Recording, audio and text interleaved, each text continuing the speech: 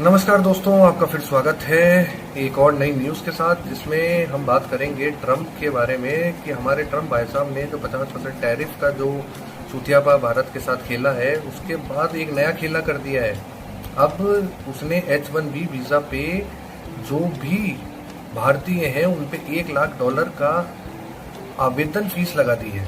यानी अब किसी को भी जो विदेशी मूल का है, अगर उसको अमेरिका की किसी भी मल्टीनेशनल टेक्नोलॉजी कंपनी में काम करना होगा तो उसको जो वीज़ा का आवेदन फीस है वो $1 लाख होती है, जो कि पिछली बार के मुकाबले कई गुना ज़्यादा है।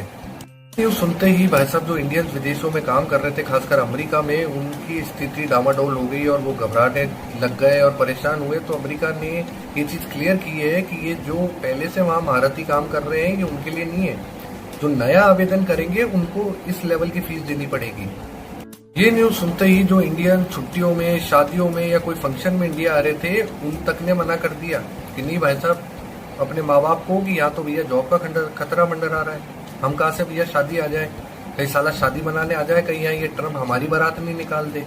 तो ये और एक रिस्क हो गया है। तो उन्होंने अपनी छुट्टी वगैरह वो तक कैंसिल कर दी। जो JP मॉर्गन के जो फाउंडर हैं जेमिनी डिमन, उन तक ने ये चीज बोली है कि अगर इस तरह की जो राजनीति ट्रम्प की सरकार कर रही है, ये हमारी कंपनियों के लिए सबसे बड़ा खतरा है, क्योंकि जो टैलेंटेड लोग होंगे उनको अमेरिका आने से रोका जाएगा इन नीतियों की वजह से।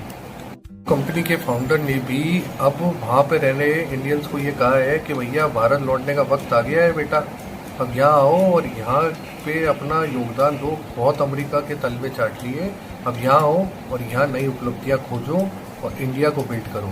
अब आपको क्या लगता है, ये आप मुझे ज़रूर बताएं कि क्या भारत के जो टैलेंटेड टेक हमारे लोग जो वहाँ बैठे हैं उनको भारत लौटना चाहिए या कुछ टाइम और अमेरिका रुक के अमेरिका में ही काम करना चाहिए? क्योंकि जाहिर सी बात है, देश बदल के काम करना और फिर वापस इंडिया आना इतना आसान नहीं होता है।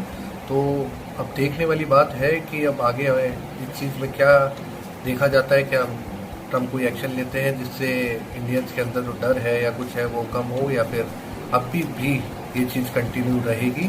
और क्या इस वजह से दूसरे देश की तरफ जो भारत के लोग हैं, जैसे कनाडा, ऑस्ट्रेलिया और दूसरी जो यूरोपियन कंट्री, उधर जाना प्रेफर करेंगे? जैसे जर्मनी ने हाल ही के वहाँ पे उन्होंने इंडियन टैलेंट को निमंत्रण दिया है कि भैया आप अमेरिका छोड़ो, हमारे देश पे आ जाओ, जो कि वहाँ रहने दो। और मज़े की बात ये है कि जो बड़ी बड़ी कंपनियां हैं, माइक्रोसॉफ्ट हुई या दूसरी कोई भी कंपनियां हुई, उन्होंने कहा कि 1 महीने से ज़्यादा तो आप बाहर ही मत जाओ।